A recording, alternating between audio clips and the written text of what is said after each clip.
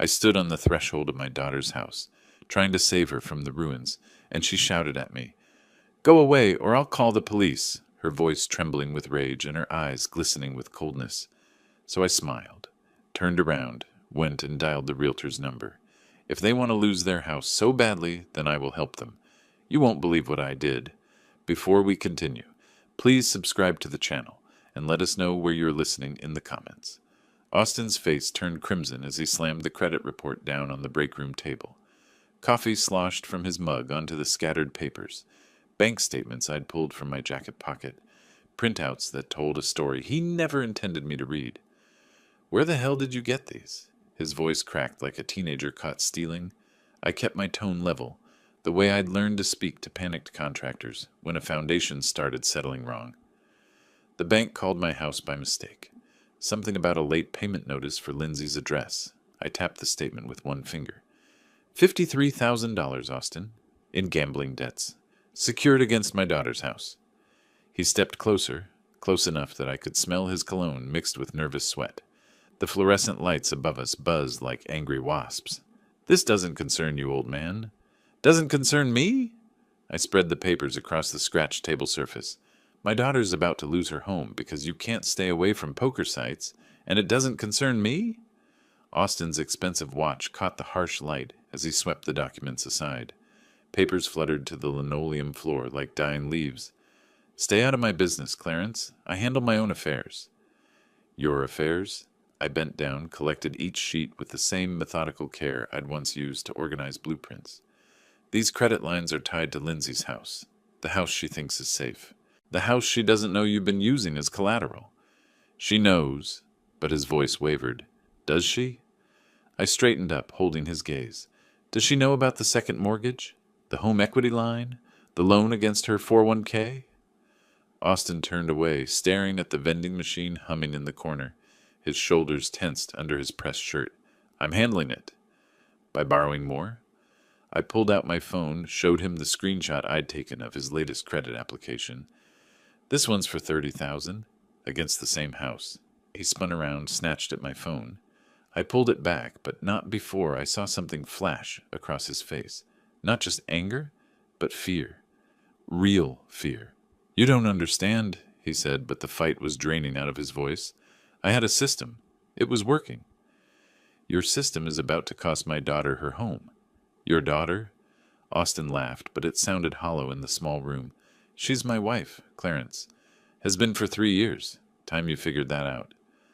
I slipped my phone back into my jacket pocket. Around us, the break room felt smaller, the walls pressing in. A half-eaten sandwich sat, abandoned on the counter, curling at the edges. "I built that house's equity," I said quietly. 30 years of overtime shifts. 30 years of choosing mortgage payments over new clothes, over vacations, over everything else. And you're gambling it away. "I didn't ask for your help then, and I don't need it now." Austin grabbed his coffee mug, knuckles white against the ceramic. "Stay out of my business, or..." "Or what?" He set the mug down hard enough to crack it. Coffee seeped across the table toward my recovered papers. "Just stay out." I folded the damp documents, slipped them back into my jacket. Austin stood there, breathing hard like he'd just run a mile. The vending machine cycled off, leaving us in sudden quiet. "I'm trying to help," I said. "I don't want your help." I nodded, turned toward the door.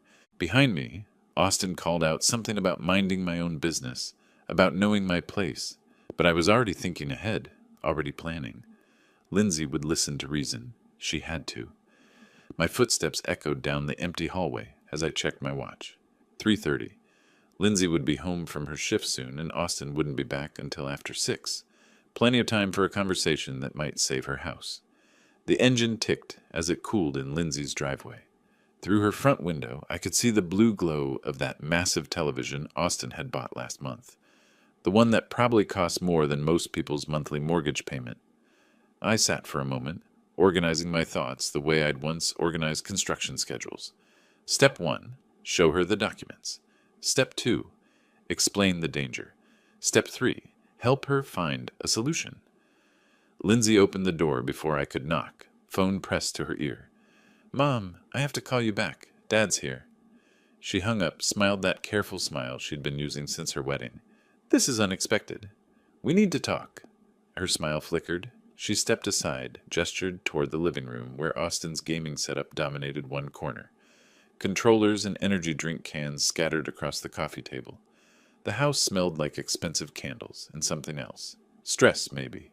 The kind of tension that settles into walls when people fight about money. Coffee? She asked, already moving toward the kitchen. This is serious, Lindsay. She paused at the kitchen entrance, hand on the doorframe. Okay, but I'm making coffee anyway. My hands need something to do when Dad sounds like that. I followed her into the kitchen, noted the stack of bills tucked behind the toaster, the way she avoided looking at them as she busied herself with the coffee maker. Her wedding pictures covered the refrigerator, Austin prominent in every shot, his arm around her shoulders like he owned her. I found out about the gambling debts, I said. The coffee scoop clattered to the counter. What gambling debts? I pulled out the documents, spread them across the kitchen island between us. Bank statements, credit reports, loan applications, all bearing Austin's signature, all tied to her address. $53,000, maybe more. He's been using your house as collateral. Lindsay's face went white, then pink, then red. That's impossible. It's right here. I pointed to the home equity line statement. Second mortgage for $30,000, this credit line for $15,000, and this... No. She swept the papers aside, scattered them across the tile floor. Austin would never do that. He would never risk our house. Lindsay, look at the documents. These are fake. She spun away from me, gripped the counter edge. You made these up. Made them up? I knelt, gathered the papers again. Why would I do that? Because you don't like Austin. You've never liked him. Her voice rose, took on that shrill quality it got when she felt cornered. You want to break us up. I want to save your house.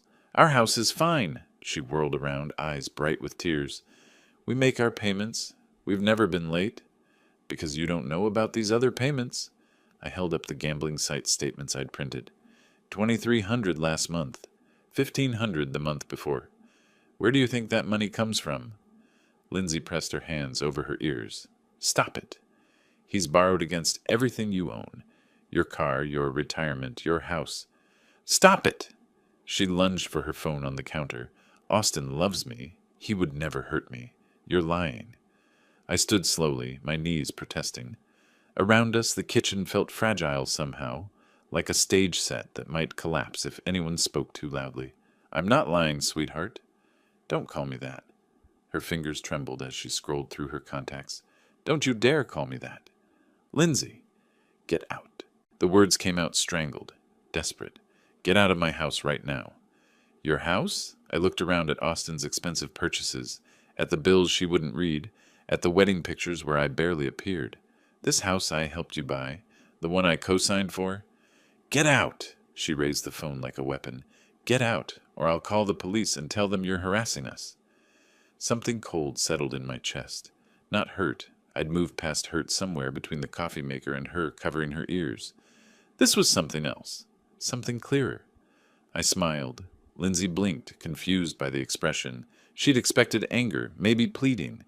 Instead, I collected my papers with the same methodical care I'd shown in Austin's break room. Each document folded precisely, slipped into my jacket pocket. You'll call the police, I said quietly. Yes, I will. But uncertainty flickered across her face. On your father, who's trying to save your house. You're not trying to save anything. You're trying to ruin my marriage. I walked toward the door, paused in the kitchen entrance. Behind me, Lindsay clutched her phone like a lifeline. I hope Austin's worth it, I said. He is. I hope the house is too. I let myself out, walked slowly to my car. Lindsay appeared in the front window, phone still pressed to her ear. Probably calling Austin, warning him about crazy dad and his fake documents. The engine started on the first try. Reliable, like everything else in my life used to be. As I backed out of the driveway, I caught Lindsay watching from behind her expensive curtains. She looked small in that big window, surrounded by all of Austin's purchases. My little girl who used to help me balance the checkbook, who used to trust me with everything. I drove home slowly, planning my next conversation. This one would be with someone who understood the value of documentation, someone who appreciated the legal weight of a cosigner's signature. My house felt unnaturally quiet after Lindsay's kitchen drama.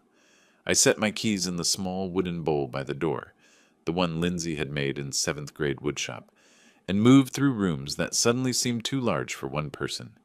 The coffee maker gurgled to life with the kind of reliable precision that used to define my whole world. While it brewed, I stood at the kitchen sink, staring out at my small garden. February in Florida meant the citrus trees were heavy with fruit I'd probably eat alone. Everything I'd built here, everything I'd maintained, felt hollow now, like constructing a building only to discover the tenants had moved out without notice. The coffee was strong and black, the way I'd learned to drink it during those early mortgage years when cream was a luxury we couldn't afford. I carried the mug to my living room, settled into the recliner that had been my father's, and let the memories surface. 1994. Lindsay was 7, all gap-toothed smiles and endless questions about why Daddy had to work so many nights. I'd taken a second job at the concrete plant, mixing foundations until my back screamed and my hands cracked from the lime. 12-hour shifts at the engineering firm, then 6 more hours pouring concrete. 18 hours a day so we could make that mortgage payment 3 days early every month. "Why do you pay extra, Daddy?" Lindsay had asked once, sitting on my lap while I filled out the payment stub by hand. Her small finger traced the numbers I'd written, always $50 more than required. "Because the bank charges interest every month," I'd explained. "If we pay extra toward the principal, we save money later." She'd nodded solemnly like she understood compound interest at age 7. "So we'll own the house faster." "That's right, sweetheart. So it'll really be ours." The memory tasted bitter now, mixed with coffee and 30 years of irony. I'd scrimped and saved and calculated every extra payment, thinking I was securing her future, teaching her the value of ownership, of building equity instead of throwing money away on rent. I remembered the year we couldn't afford a vacation because the water heater died. Lindsay had cried about missing the class trip to Disney World, while I spent our vacation fund on plumbing repairs. "It's our house," I told her. "When you own something, you take care of it." But she'd forgotten that lesson somewhere between her wedding dress fittings and Austin's promises. Forgotten the nights I'd eaten peanut butter sandwiches for dinner so she could have fresh fruit in her lunchbox. Forgotten the overtime hours that paid for her college, her car, her wedding. Austin had never worked overtime in his life, never calculated mortgage payments or balanced a checkbook, or chosen between groceries and gasoline. Austin lived in a world where money appeared when needed, where consequences were abstract concepts that happened to other people, and Lindsay had chosen that world over mine. My coffee had grown cold while I'd been remembering. I set the mug on the side table, next to the photo of Lindsay at her high school graduation. She'd been so proud that day, so excited about starting college debt-free because her careful father had been planning and saving since she was 7 years old. "I did it all for her," I said aloud, my voice strange in the quiet house. But that wasn't entirely true anymore, was it? She'd made her choice when she told me to leave, when she chose Austin's lies over my documentation, when she threatened to call the police on her own father. Now I had a different choice to make. I could walk away, let Austin's gambling addiction destroy everything I'd built, let them lose the house I'd worked 18-hour days to secure. Let 30 years of sacrifice evaporate because my daughter preferred comfortable lies to uncomfortable truths. Or I could fight back, not as a father trying to save his ungrateful child, not as a grandfather worried about future grandchildren having a stable home. Those motivations had died in Lindsay's kitchen when she covered her ears and called me a liar. I could fight as someone who'd been cheated, someone whose 30 years of equity was about to disappear into Austin's poker addiction. Someone who'd been dismissed and disrespected and told his opinion didn't matter. The house settled around me with small creaks and sighs. Everything here was paid for, maintained, organized. Proof that careful planning and steady effort created lasting value. Austin's philosophy was the opposite. Borrow against tomorrow to pay for today's pleasures. Time to see which philosophy survived a real test. I stood up, stretched muscles that remembered lifting concrete bags and crawling under houses to check foundations. My body might be older, but my mind still worked like an engineer's, problem identification, resource assessment, solution implementation. Austin and Lindsay thought they held all the cards because they had possession of the house. They'd forgotten about the documents I'd signed 30 years ago, documents that made me more than just a concerned father. I needed to review those papers, refresh my memory about exactly what rights I'd retained when I'd helped them buy their dream home. My filing cabinet waited in the home office, organized with the same precision I'd once brought to construction projects. Somewhere in those folders was the legal foundation for my next move. My filing system had saved me countless hours over the years. Everything alphabetized, dated, cross-referenced. House, Lindsay occupied an entire hanging folder in the second drawer, thick with documents spanning from her original mortgage application to last month's property tax assessment. I pulled the folder, spread its contents across my desk under the bright LED lamp I'd installed last year. My reading glasses turned the papers sharp and clear. Loan application, credit reports from 2021, income verification forms, bank statements, and there, buried beneath Lindsay's employment history, the document I'd been looking for, the original mortgage application, both our signatures at the bottom, Lindsay's careful script next to my engineer's precision printing. But it was the section above our names that made me smile for the second time that day. Co-applicant, Clarence Brooks. Social Security number. Redacted relationship to primary applicant. Father co-signer, financial responsibility. Joint and several liability for full loan amount. I leaned back in my leather desk chair, the same one I'd bought when I made supervisor 20 years ago. Joint and several liability. The phrase carried legal weight that Austin, in all his financial cleverness, had apparently forgotten. The memory came flooding back with perfect clarity. March 2021. Lindsay and Austin sitting across from loan officer Margaret Chen at First National Bank. Austin's employment history was spotty. 2 job changes in 3 years, credit score hovering around 620. Lindsay's salary as a dental hygienist was steady but modest. Together they qualified for maybe $200,000 in financing, but the house Lindsay wanted cost $340. "We'll need a cosigner," Margaret had explained, her fingers dancing across her calculator. "Someone with excellent credit and verifiable income to guarantee the full loan amount." Austin had shifted uncomfortably in his chair. "What does that mean exactly?" "It means the cosigner becomes legally responsible for the debt if you default. They have the same rights and responsibilities as the primary borrowers." I'd hesitated then, my engineer's instinct for risk assessment kicking in. 40 years of steady employment, credit score over 800, substantial savings. Was I really prepared to put all of that at risk for Austin's financial stability? But Lindsay had looked at me with those eyes that had melted my resolve since she was 7 years old. "Please, Dad, we'll never miss a payment, I promise. You understand," Margaret had continued, "that as co-applicant, Mr. Brooks, you'll have legal standing regarding any major decisions about the property. Refinancing, home equity loans, even sale of the home would require your consent or participation." Austin had nodded quickly, eager to move past the legal technicalities to the fun part of house shopping. Lindsay had squeezed my hand, and I'd signed my name, thinking I was helping my daughter achieve the American dream. Now, 4 years later, with Austin's gambling debts secured against my co-signed property, those legal technicalities were looking remarkably useful. I pulled out a magnifying glass, read the fine print I'd skimmed past in 2021. The language was dense, loaded with legal terminology that would have made my head spin if I hadn't spent 40 years reading construction contracts. But one section stood out like a beacon. In the event of financial distress, default, or dispute regarding property use or disposal, all co-applicants retain equal legal standing to initiate protective measures, including but not limited to foreclosure proceedings, forced sale, or transfer of title.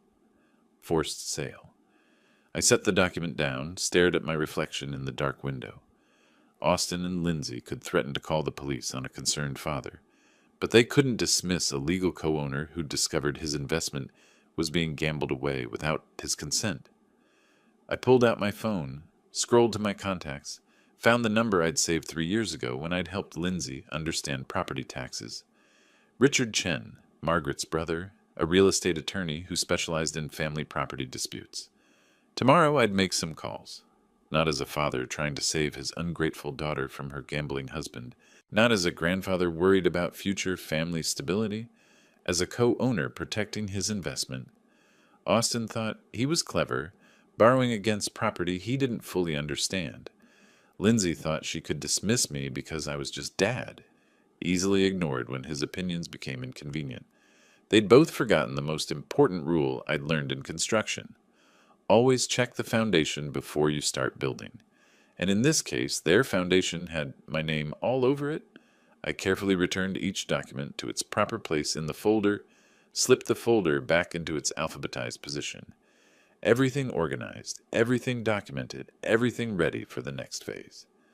Phase 1 had been discovery and confrontation. Phase 2 had been attempting reconciliation. Both had failed because Austin and Lindsay were operating from emotion and denial rather than facts and legal reality. Phase 3 would be different. Phase 3 would involve people who understood the language of contracts and property law, people who wouldn't cover their ears when presented with inconvenient truths. I turned off the desk lamp, left my office in perfect order. Tomorrow would bring new conversations with new players. Tonight, for the first time since I discovered Austin's gambling debts, I felt like I might actually win this fight. After all, I'd been building foundations my whole life. I knew how to make things crumble when the support structure was compromised. And Austin's house of cards was about to discover just how solid my foundation really was. I'd barely settled into my evening routine when aggressive pounding rattled my front door. 3 sharp bursts, a pause, then 3 more. Through the peephole, Austin's face looked flushed and distorted. His expensive shirt wrinkled like he'd been pulling at it. I opened the door slowly, keeping the chain latch engaged. "Evening, Austin." "Open this door." His voice carried that edge I'd heard in the break room, but sharper now, desperate. "It's open enough for conversation." He pressed his palm against the door frame, leaning close to the gap. "Lindsay told me about your little visit, your fake documents and conspiracy theories." "Did she mention the $53,000 in gambling debts?" Austin's face went scarlet. "Those aren't gambling debts. They're business investments. Cryptocurrency, NFTs, real estate ventures. Online poker sites don't typically deal in cryptocurrency ventures." He stepped back, then forward again like a caged animal testing the bars. "You don't know what you're talking about, old man." I reached into my jacket pocket, pulled out my phone. Austin's eyes tracked the movement. "Should I call Lindsay? Ask her to come over and hear your explanation about business investments?" "Don't you dare." He pointed a trembling finger at me through the gap. "You've done enough damage to my marriage." "I haven't done anything to your marriage. Your gambling addiction is doing plenty on its own." Austin slammed his palm against the door. "It's not an addiction. I have a system. I was making money until—" He caught himself, clamped his mouth shut. "Until what?" I kept my voice level, curious. "Until nothing. Look, you need to stay out of our business. Completely out. No more surprise visits. No more fake bank statements. No more poison in Lindsay's ear." "Or what?" Austin's smile had no warmth in it. "Or things might get unpleasant for you. Lonely old men living alone. Accidents happen." I studied his face through the narrow gap. Sweat beaded on his forehead despite the February chill. His left hand kept tapping against his thigh, a nervous rhythm I'd seen in desperate contractors who knew their bids were rejected. "Are you threatening me, Austin?" "I'm explaining reality." He leaned closer to the gap, and I caught the smell of alcohol mixed with his usual cologne. "Lindsay and I are happy. We're handling our finances just fine. You're not needed, not wanted, and not welcome in our lives." Interesting perspective. It's the only perspective that matters. Austin stepped back from the door, straightened his wrinkled shirt. "Stay away from us, Clarence. I mean it." I watched him walk toward his car, a BMW I now knew he couldn't afford.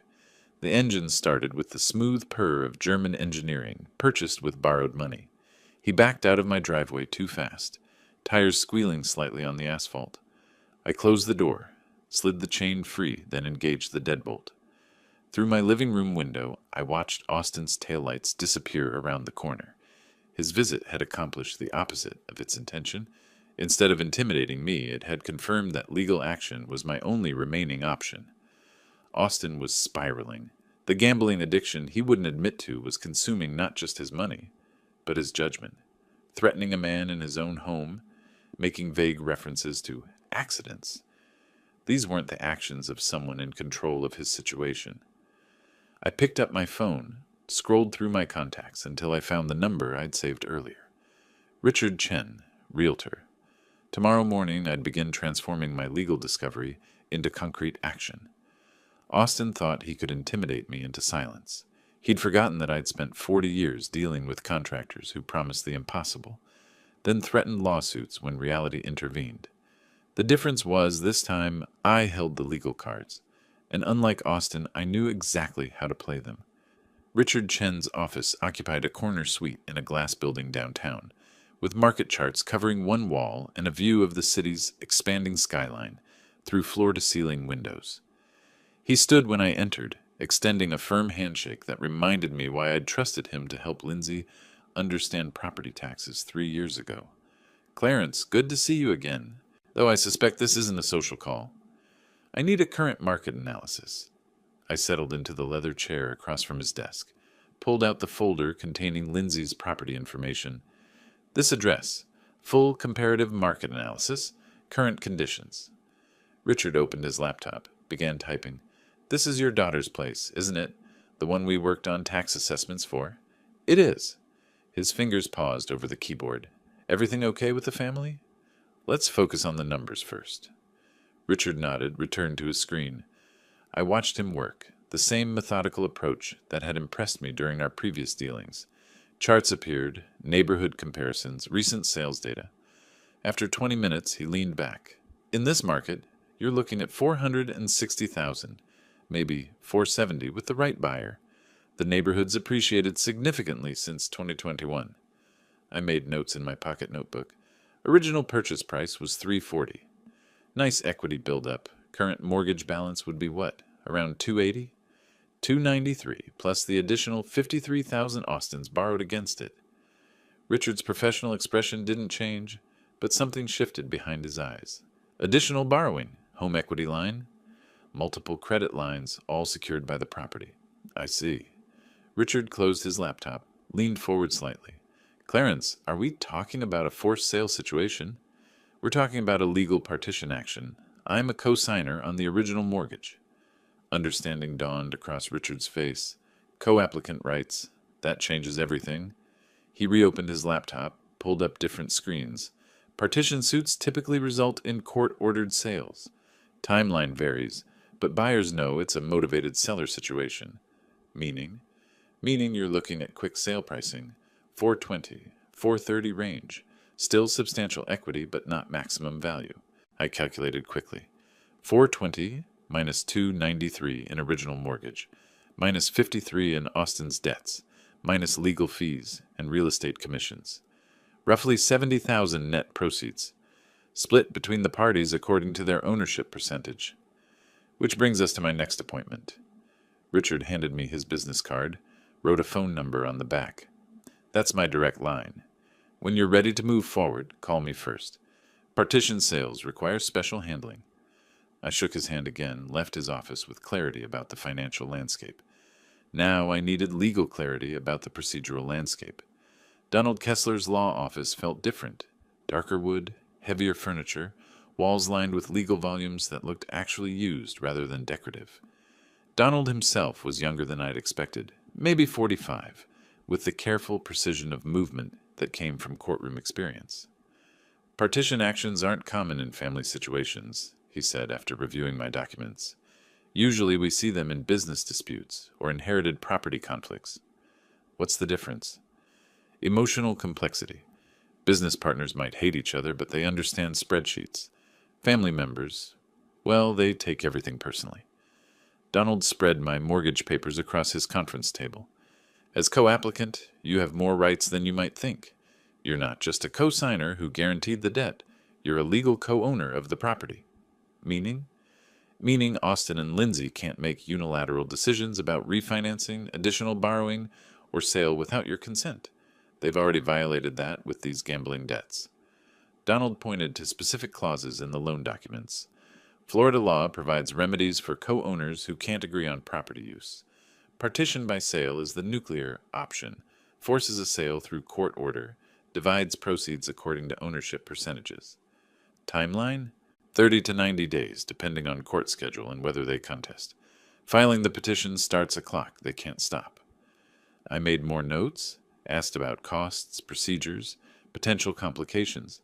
Donald answered each question with the thoroughness I appreciated in competent professionals. "One warning," he said as we concluded. "Once you file, there's no going back. This will permanently damage your relationship with your daughter." I thought about Lindsay's threat to call police, about Austin's visit to my home, about 30 years of mortgage payments being gambled away. "I think that relationship is already damaged beyond repair." Donald nodded, began preparing paperwork. "We'll file first thing Monday morning." I drove home through afternoon traffic, my mind organizing the next phase like a construction project. Foundation complete, legal research finished, materials ordered, professionals engaged, permits pulled, court filings scheduled. Now came the hard part, construction phase, where careful planning met unpredictable reality. But unlike construction projects, this one had a guaranteed outcome. Austin and Lindsay would learn that legal documents weren't suggestions, and co-signers weren't just financial ornaments. They'd learn that some foundations couldn't be shaken, even when everything built on top of them was crumbling. Monday morning arrived gray and cold, the kind of February day that made Florida feel almost like winter. I dressed carefully, my good suit, the navy one I'd worn to Lindsay's wedding, along with the tie she'd given me last Father's Day. If we were going to court, I'd dress for court.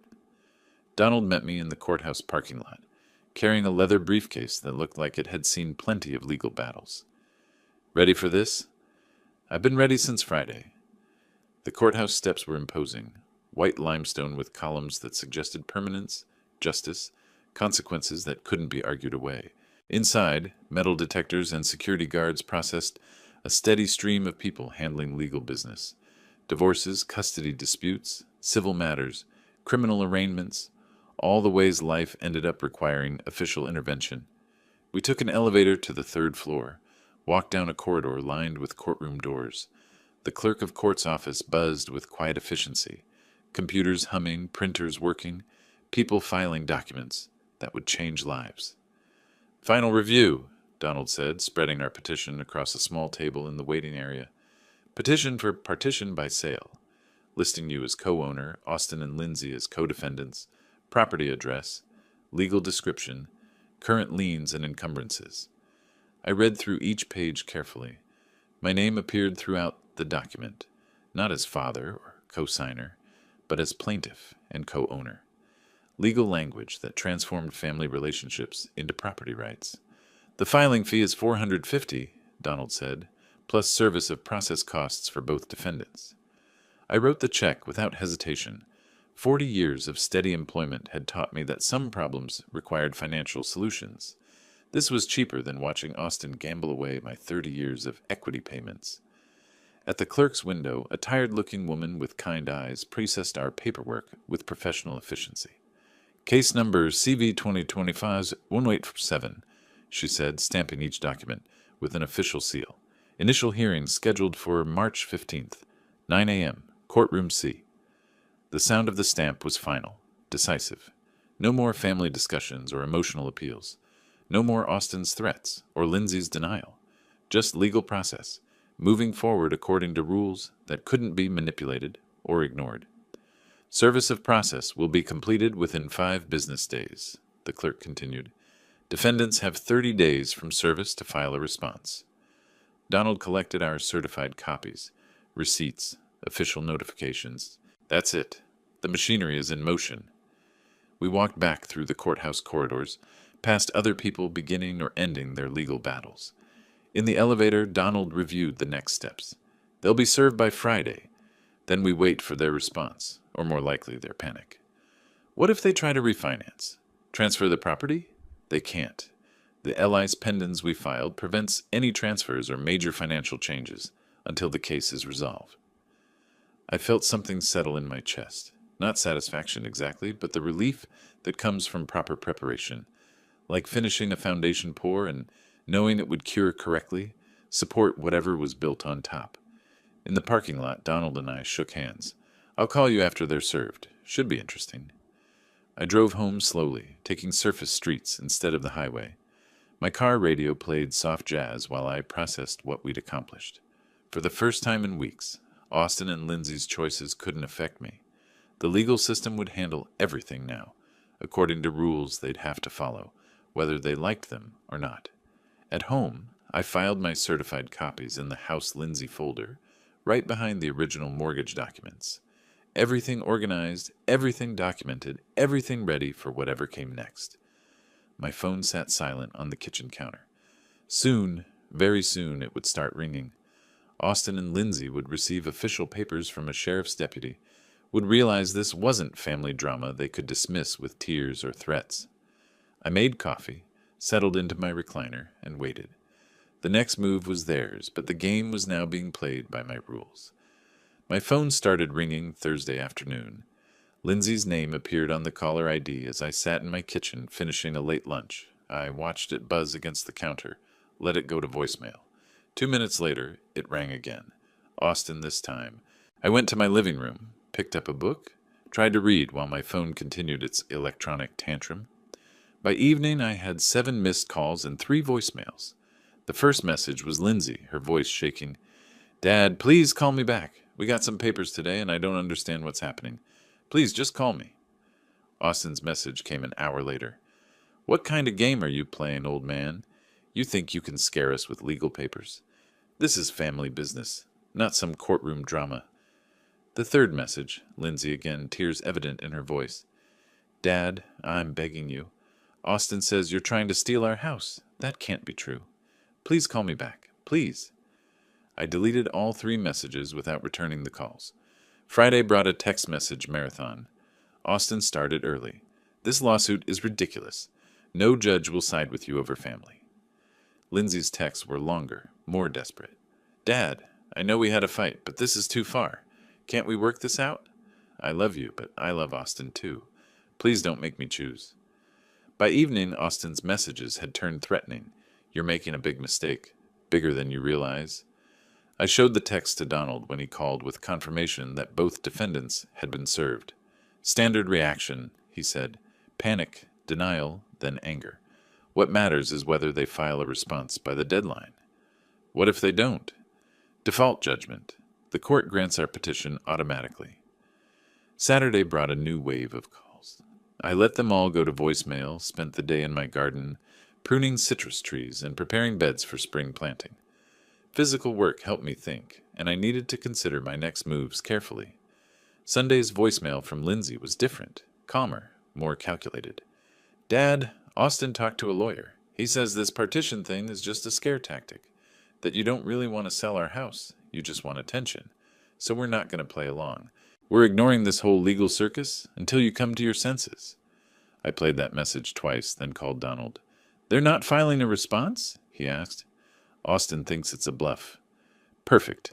That's exactly what we want them to think." Monday morning brought silence. No calls, no texts, no voicemails. Austin and Lindsay had decided to ignore the legal system, confident that family relationships trumped property law. I spent the morning organizing my files, making sure everything was ready for the default hearing. Around noon, I drove to the courthouse and reviewed public records. Sure enough, no response filed by either defendant. That evening, I called Richard to schedule the property appraisal required for court-ordered sale. "They're not contesting?" he asked. "They think it's a family dispute that doesn't require legal response." Richard whistled softly. "That's going to cost them about $100,000 in equity." Tuesday brought one final voicemail from Austin, his voice carrying less conviction than before. "Look, Clarence, maybe we all got a little heated. Why don't you come over for dinner this weekend? We can work this out like family." I deleted the message and made coffee. Outside my kitchen window, my citrus trees were heavy with fruit, oranges and grapefruits that had taken years to mature, requiring patience and consistent care to reach their potential. Austin and Lindsay had made their choice. They'd decided that legal documents were suggestions, that court deadlines were optional, that property law didn't apply to their situation.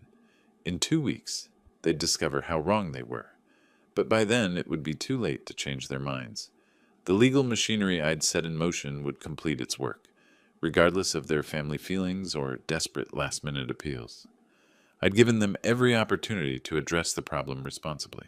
They'd chosen gambling debts over family discussions, threats over honest conversation, denial over legal reality.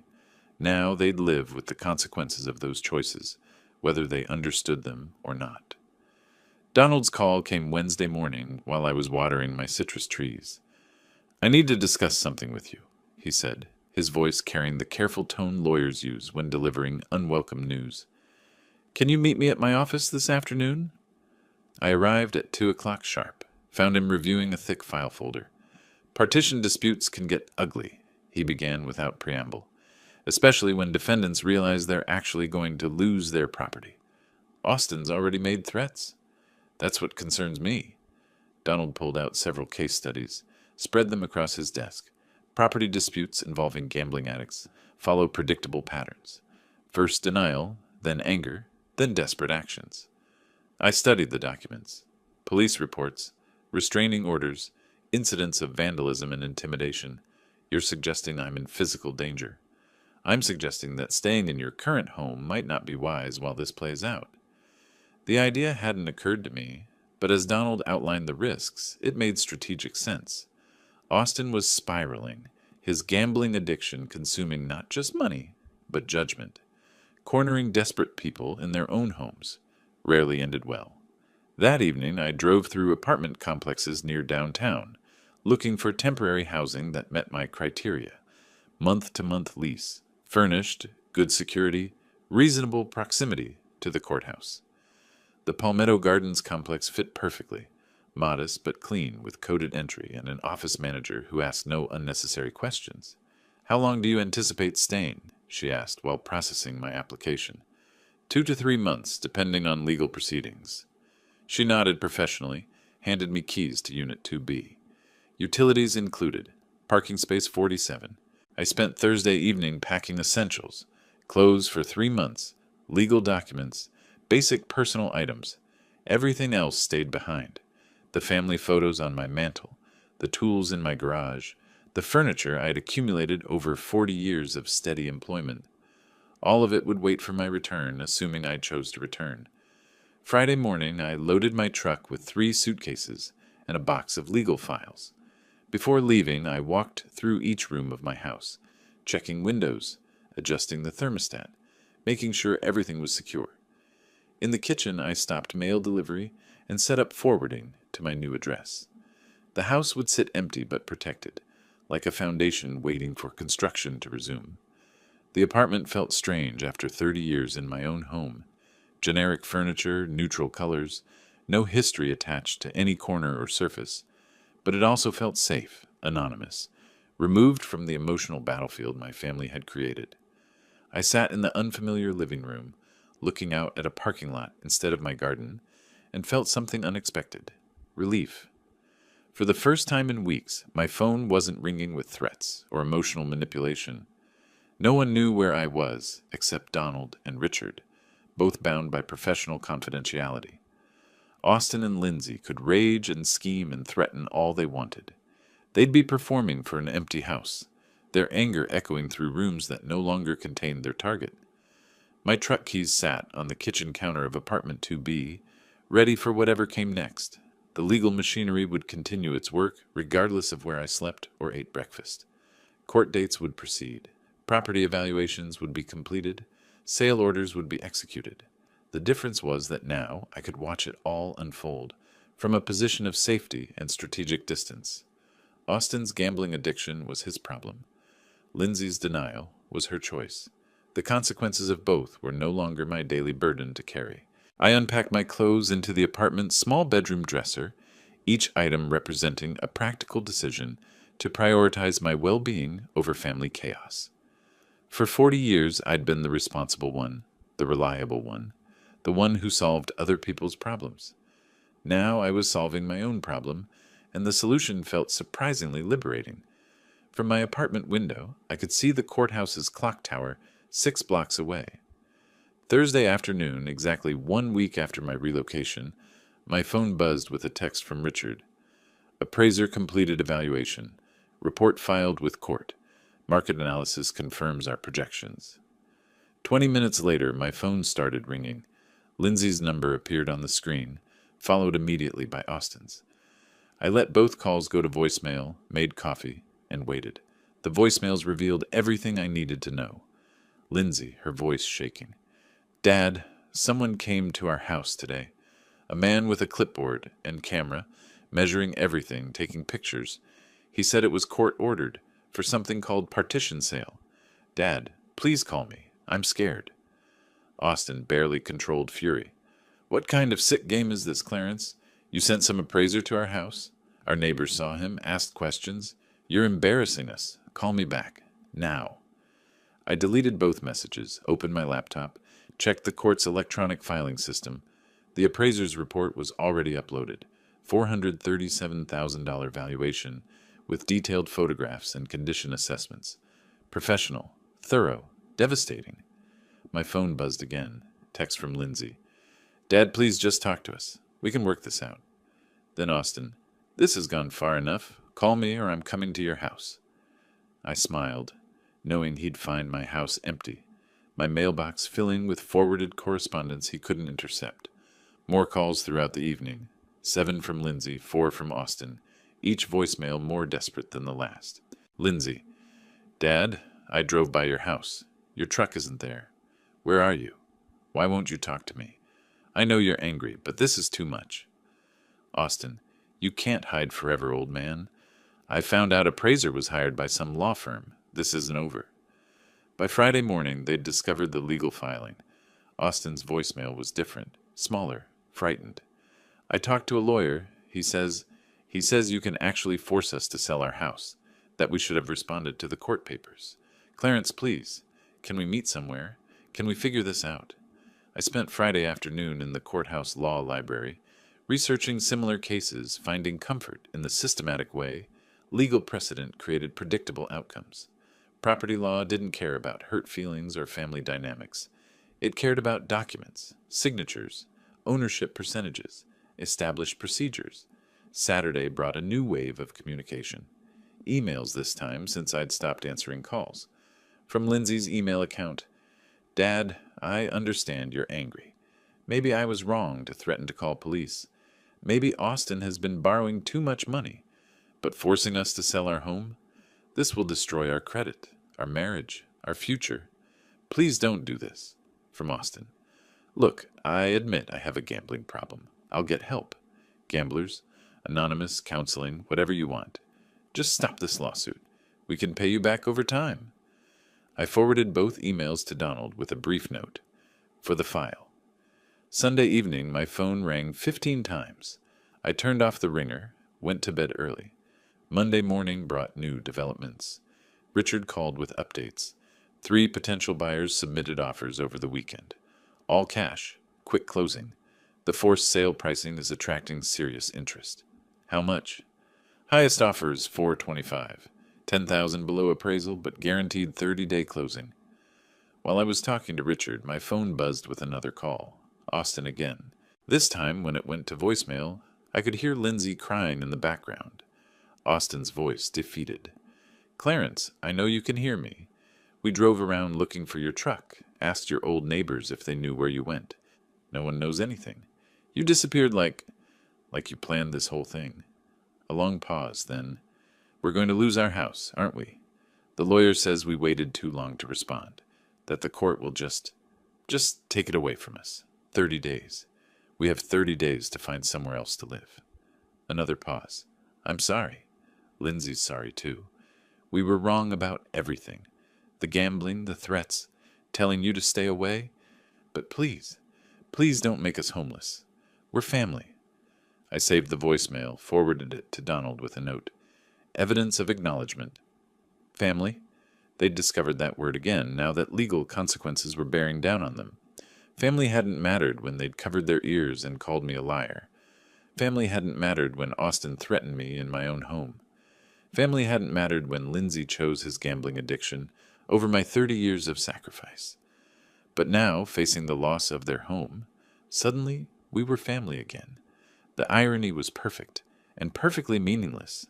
Legal proceedings would continue regardless of their newfound appreciation for family relationships.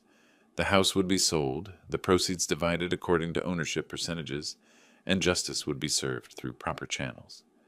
I made dinner in my temporary kitchen, watched the courthouse clock tower through my window, and felt the satisfaction that comes from seeing carefully planned strategies produce their intended results.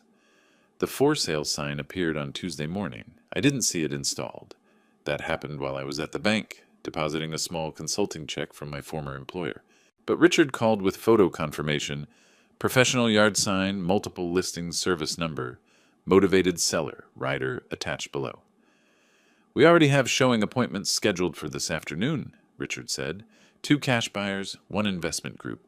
The below-market pricing is generating serious interest." I asked him to email me the listing photos. My laptop screen filled with images of Lindsay's house. Their house, technically, though legal ownership was more complicated than they'd ever understood. Professional photography made every room look spacious and bright. Austin's expensive gaming setup had been pushed into corners, Lindsay's decorative touches minimized to appeal to potential buyers. Their home had become a commodity, which was exactly what it had always been from the legal system's perspective. Wednesday brought the official documentation, certified mail to my apartment, notice of partition sale with specific timelines, buyer qualification requirements, and closing procedures. 30 days for current occupants to vacate voluntarily, followed by sheriff's assistance if necessary. I forwarded the documents to Donald, called to confirm next steps. "Everything's proceeding normally," he said.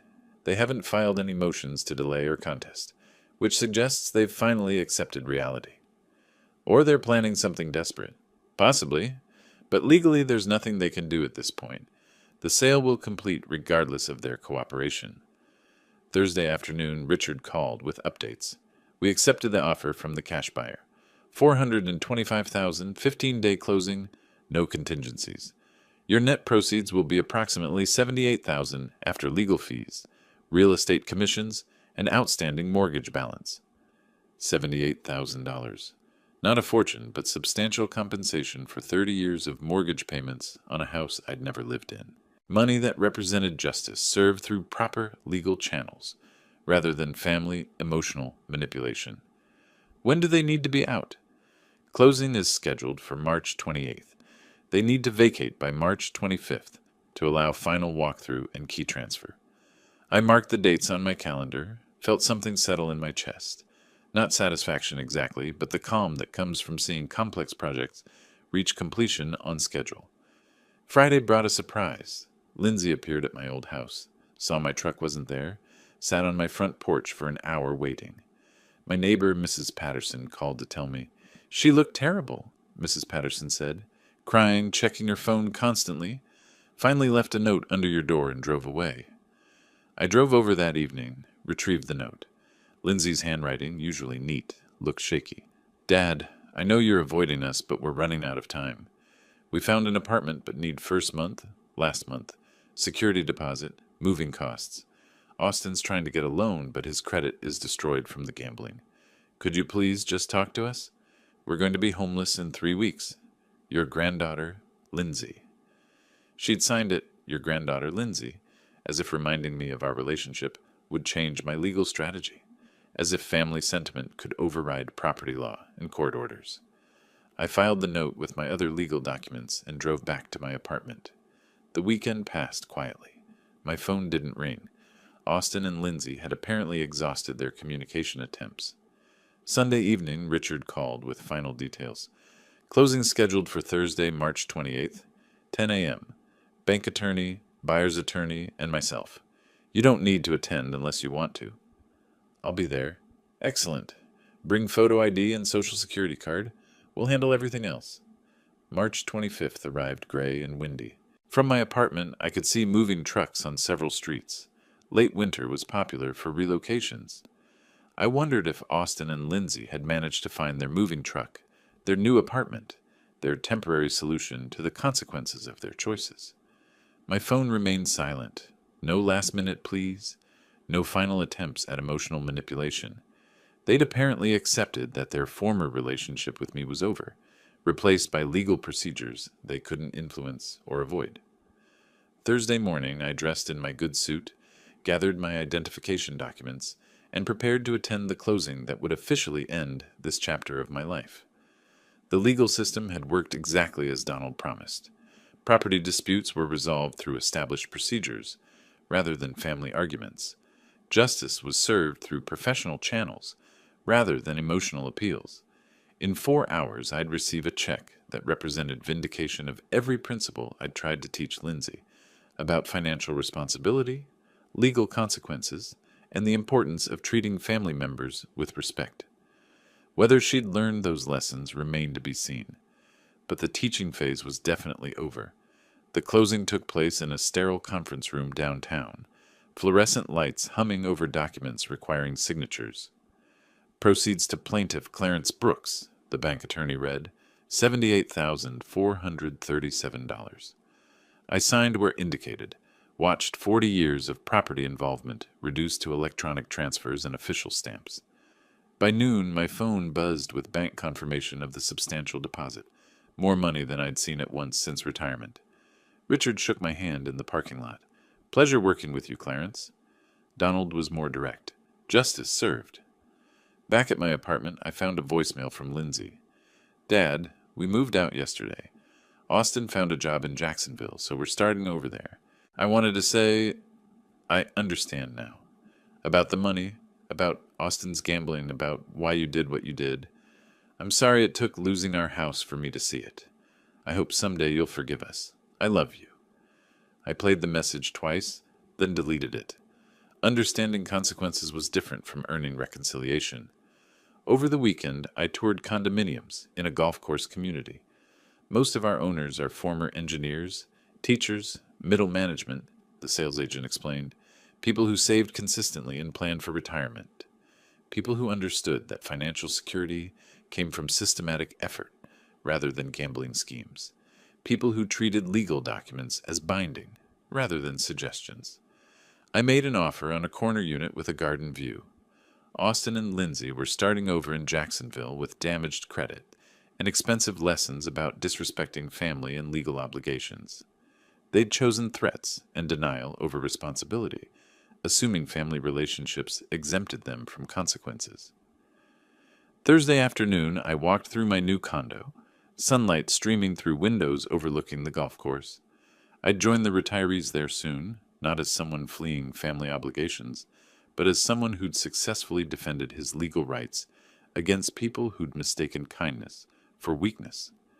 Justice had been served, lessons had been learned, and I had a new life to build, funded by principles systematically executed through proper legal channels. The foundation was solid. Construction could begin whenever I was ready. If you like this story, please like this video, subscribe to the channel, and share your impressions of this story in the comments. To listen to the next story, click on the box on the left. Thank you for watching.